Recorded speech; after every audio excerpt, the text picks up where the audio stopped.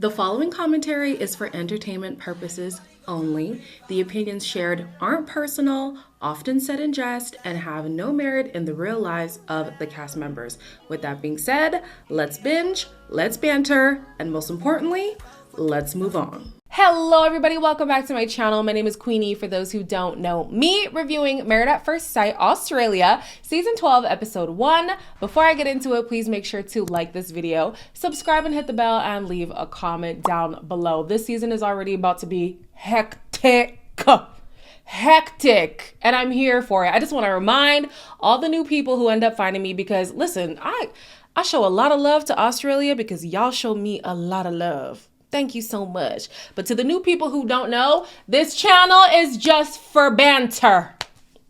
If you are sensitive about my jokes, this might not be the place for you, okay? Just telling you from now so you can spare your own feelings. Thank you. So the episode starts with talking about how bad the dating pool is in Australia. Child, let me tell you, this is a worldwide issue. Well, can I let y'all in on a secret? It's not an issue for me anymore, but you know, y'all be safe out there. It's like finding a needle in a haystack. It's actually such a disposable culture. Social media and dating apps has really kind of broken dating. Hey, do you want to come around? That is the laziest sentence I've ever heard. He told me it was a huge red flag if a girl is like a doctor or has a career. All the men on the dating apps are just recycled profiles. Leaving singles lonelier and more disillusioned than ever before. The dating pool has fecal matter in it, and I am so glad that as of today, at least, I'm out. I don't have to worry, but it is the pits of hell. It is the worst. But I will say, a lot of the people who complain about the dating pool are the ones adding the fecal matter into the dating pool. There's asbestos. Can you get asbestos in a pool? Well, if you could, it would be in the dating pool. There's urine. There's all kinds of debris, dead animals. It's absolutely horrible. This cast so far feels like the depiction of exactly what they're complaining about. Even with the first two couples that we meet, I'm thinking, so you don't see that you're the problem? Okay. We meet Laura, and if you watch my cast reveal, I said that I relate with Laura. I take everything back. I would describe the modern man as like a wet fish. No drive. They're not masculine. I feel like a man's role in a relationship is to want to provide. My role is to serve my husband. Really wish I was born in like 1920. Men could be men and women could be women. Being the homemaker and like the caretaker. Don't be asking them to do mundane things like unpack the dishwasher and take the bins out. I'm all for incorporating certain traditional aspects into my relationship. But girl, what do you mean he doesn't have to worry about the dishwasher? It's even a dishwasher, not even dishes. Not even washing with your hands for real. He doesn't have to worry about the dishwasher. He doesn't have to take out the trash. Huh? No, you lost me, girl. You absolutely lost me. The whole thing with this traditional conversation is, I think there's beautiful things about it and then there's toxic things about it. Let's think about the people who had been in those long-suffering relationships way back when. A lot of those women were getting hands put on them, or those men had other women. So I can't adopt everything about how relationships used to be, but there's some things that I will definitely preserve in my own relationship. If you watch the cast reveal, you will also remember, and you could watch it, you could still watch it, it's right here. You will recall me saying that Elliott was looking at me weird. And I think I was right. Something about his vibe it's unsettling. Friends would definitely describe me as too confident for my own good. I have very, very high standards. What's my type? Or how long have you got? I'm like a bit particular. I think I've been the one that's cared too much. That to me is a little bit of a red flag. If you're over caring. No, that's a good trait to have, man. Maybe just like peel it back a little bit in the beginning, no, and then like tell her she looks awful. Ooh. Trust me. I think it's the arrogance that doesn't sit well with me. He just feels pompous just feels like entitled, cocky, and it's a thin line between confidence and cockiness. I think he's on the cocky side, let's be honest. He's going to be a piece of work, and I think that a part of him is doing it, if not all of him, is doing it on purpose. Like, I understand having your boundaries, having your standards. I don't think people should compromise their standards, but the way that he's delivering certain things about himself, I'm just thinking, you like being a troublemaker. You like being an issue. And he's going to be that in this process. So we're going to just skip the hens and bucks parties. I honestly feel like they don't give us too much context anyways, especially because every single person is going to get their own little bio segment. So we could just bypass that. The first couple getting married is Carina, who is the black sheep of her family, and Paul, who is the affectionate Frenchman. My parents have owned our family business for 40 years. We're all very, very close. We have houses up the road from one another.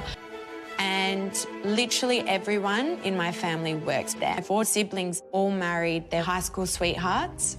I'm so ready to have 2 placemats at that table. Just want someone who's respectful, someone who's affectionate. I moved to Australia 11 years ago. I have been in love, of course, and I've been in love twice and got my heart broken twice. A lot of people, they get married because they like the idea of getting married. You should get married because you want to be dedicated to just one person. When they had shown the bios for these two, I was thinking immediately yes. Immediately yes. They seem to both be genuine people, like really open and ready for love. I think that they're both like family-oriented people. They seem to really mesh well on paper. I'm just like, yes, she's looking for her Prince Charming. He looks like he's a genuine, caring, compassionate person. I'm like, yeah, I love it. I love it. We fast forward to the wedding. Now, they didn't really do their typical like confessional cam where they're talking about how attractive this person was, but you could see attraction when they saw each other. So I was thinking, okay, cool. Hi. Hi, Paul. You look very handsome. As a couple, Carina and Paul look amazing. Je m'engage dans cette expérience avec le cœur ouvert. Perfect. A spark? Oh my gosh, there's more than a spark. When this man started speaking French, I said, oh, let's go to the courthouse. Because you know these marriages aren't legit. Let's make this one legit. This is one of the, this is the first couple that I'm rooting for. If these don't work out, I'm about to crash out.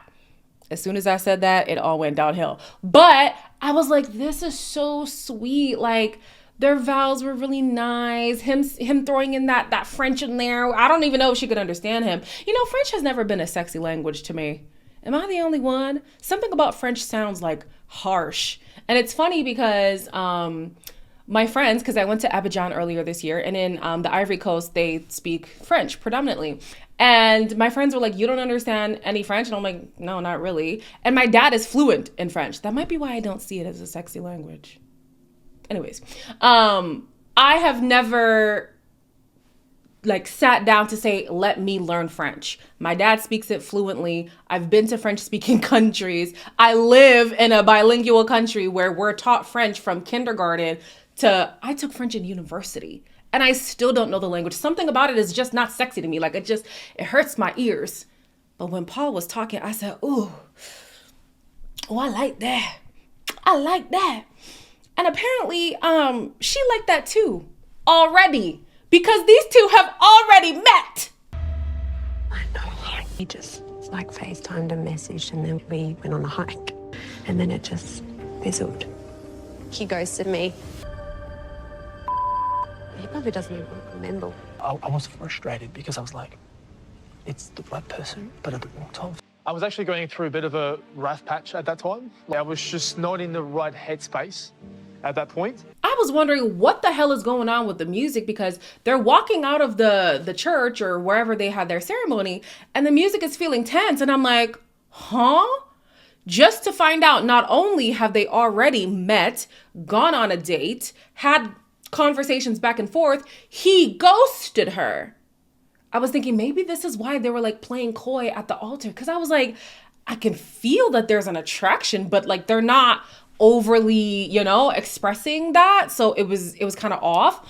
The man says he ghosted her because he was going through a lot at that time and he just couldn't communicate it and stuff. Here's my thing when it comes to dating, which is why I'm like, the people who complain about stuff are oftentimes the perpetrators.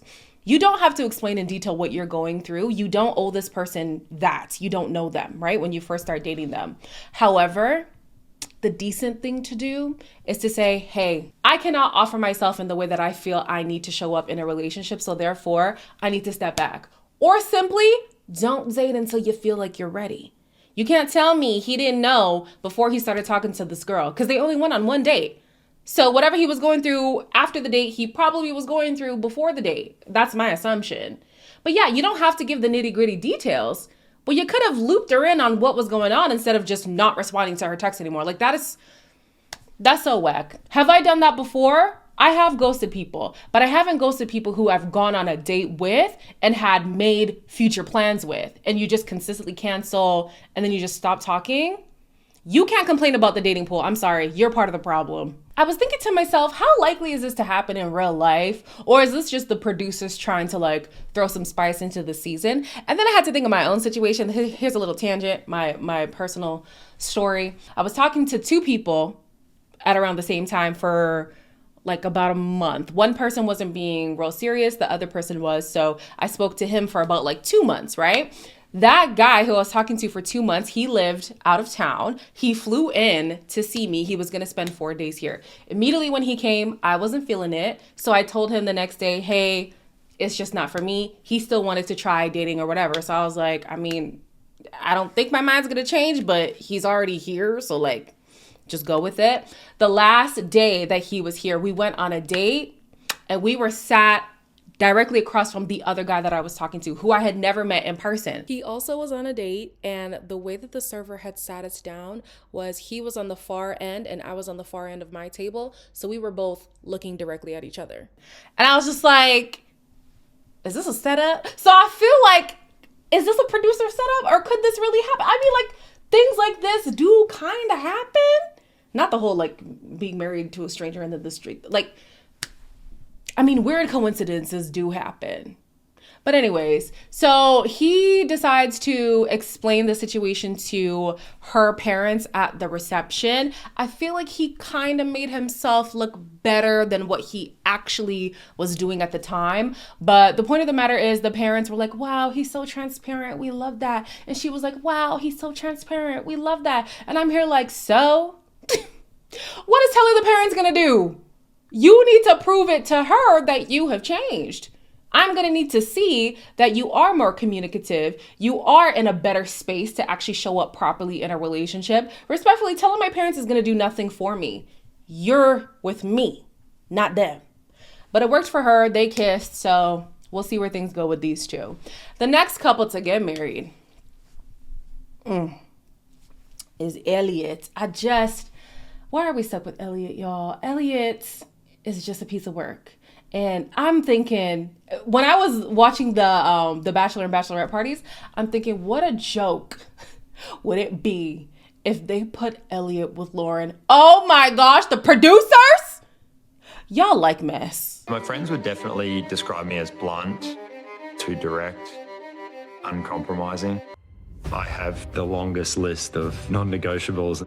Like, I feel like I don't want to have a round two. Like, I want to get it right the first time. So if my wife is super opinionated, obnoxious, overly loud, I wouldn't even finish the ceremony. Are you wife material?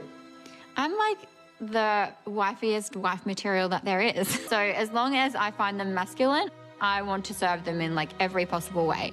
I want to be the one that takes care of everything in the house. I do have like, you know, kind of like a hard exterior that they need to break through. A lot of people don't actually get to know me because I don't let them. So Lauren opens up about her family dynamic. She says that she's estranged from a lot of her family, including her dad, and she's looking for a partner who has all of those characteristics that she explained before because she wants somebody who is different from her dad. So basically she's looking for everything he wasn't or isn't Oof, yikes. She only talks to her brother and her sister. The sister she talks to, I'm assuming, is the sister who was here on the show. She's going to be a mess, but we'll get into that later. Elliott has been told in the past that he is controlling. That's alarming. That's alarming. And he says that he wants this certain type of woman so badly because of his parents' separation. He has really high standards because of the dissolution of their marriage. And I'm thinking both of these people are operating out of a place of like fear, out of a place of correction. And it's not necessarily bad, but I feel like they're bringing in some heavy stuff. I won't say like full on trauma, but if they perceive it as trauma, then sure, trauma. But like they're bringing in heavy stuff that they might need to work out if they're serious about marriage before getting into a marriage. But anyways, we fast forward to the wedding and we find out that Lauren is not the only intense person in her family. We may need Valium, champagne, and a taser gun. I'm scared of you. Are you? Yeah. You should be. Is she the most high maintenance one you've had? Not at all. Oh, that's surprising. Lauren has been 100% bridezilla. Why are you making it so weird? I'm not. You're just so rude, man.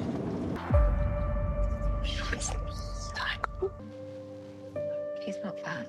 I wish we could fix her hair. She looked breathtaking, like a 70s angel. These two look good together, I'll give them that. They do look aesthetically pleasing. It looks like they would have picked each other on the outside, so that's good for now, because in the preview it looks like that's going to be a problem, but as of right now, that's good. As of right now, that's good. The only, and it's a big thing, the only thing that is worrying me is the fact that they both are seemingly stubborn. So with that, along with the little glimpse of Lauren's Lauren's, let me say, conflict resolution style by way of the arguments that she's been having with her sister, I think that this is going to be a dumpster fire. Just seeing the way that her and her sister have interacted so far, of course, the way you relate with your siblings is totally different. I wouldn't talk to my mom the way I talk to my brothers, but the way in which you go about resolving conflict tends to be the same no matter who you're talking to. So all of that together just makes me think, I don't think it's going to end well for these two. I also think this is a producer-plant relationship, but hey, whatever.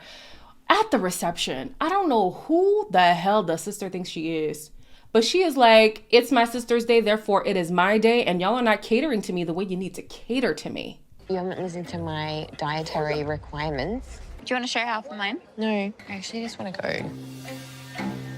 Right now you're looking very sad and you're sitting next to me, and it's not looking very good. Can you please listen to me? I am listening. Can you shut up? If Tamara doesn't like something, it's going to be war. I said, you've totally killed my mood. You've taken... Can you please smile while you're talking to me? It makes me look bad, and I'm extremely embarrassed. Thankfully, Elliott kind of had Lauren's back. Like, he didn't outright say anything to the sister, but he was making sure that Lauren was at the center of attention as much as possible. That's good. On paper, they honestly do seem like they suit. The whole traditional, oh, you can be in your divine feminine and I'm going to be my true masculine. Oh my gosh, save it. They match. I just don't know how far that's going to go. It almost gives like manosphere. So that's a little bit alarming. But if we're talking about compatibility on paper, it does seem like they are compatible, almost too compatible, which is why it might end up being combative, but they might also like that. You know, some couples love toxicity, so we'll see how that goes. As far as the sister is concerned, although I do think this was a producer-led situation, if I'm to take it seriously, you know your sister.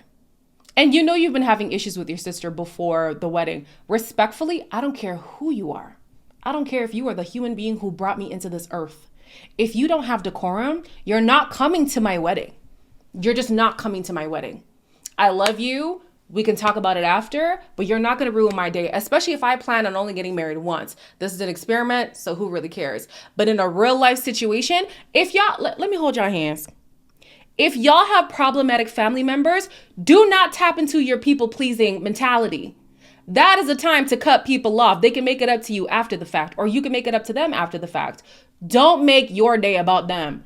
The way she was showing her ass, I said, ew, how embarrassing. Even if it is just for TV. How embarrassing. We will see how these couples fare. It seems like this couple in particular is going to have some issues on the honeymoon. And the other couple, Paul and whatever, what's up with Paul? What is up with Paul? It looks like Paul gets dismissed by the experts. I'm sad. I'm sad. I know I love love, but I also love drama. So this season looks like it's going to bring a lot of that. I'm excited. Let me know your thoughts down below on episode 1. As always, like, comment, share, and subscribe. And I will see you in the next one.